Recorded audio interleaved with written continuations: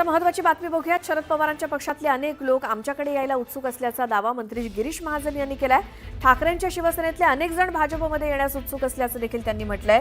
तर इतर पक्षातील लोकांना आपलं भविष्य अंधकारमय दिसतंय असं देखील गिरीश महाजन यांनी म्हटलं। अनेक लोकांना असं वाटतं कारण त्यांना पुढे त्यांचं भविष्य अंधकारमय वाटतंय। इतर पक्षांमध्ये विशेष करून उबाठामधले लोक भरपूर यायला उत्सुक आहेत।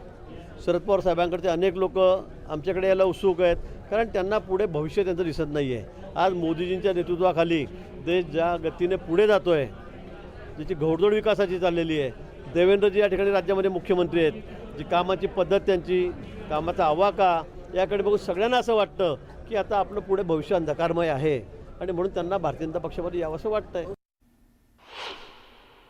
शरद पवारांनी असं म्हटलंय पण कार्यकर्त्यांना की मी भाजप सोडून कोणत्या पण पक्षासोबत स्थानिक स्वराज्य संस्थांमध्ये युती करायला तयार आहे। स्वागत आहे त्यांचं, आम्ही कुठे आमंत्रण देतोय त्यांना, त्यांनी जिथे तिथे रावण लढावं।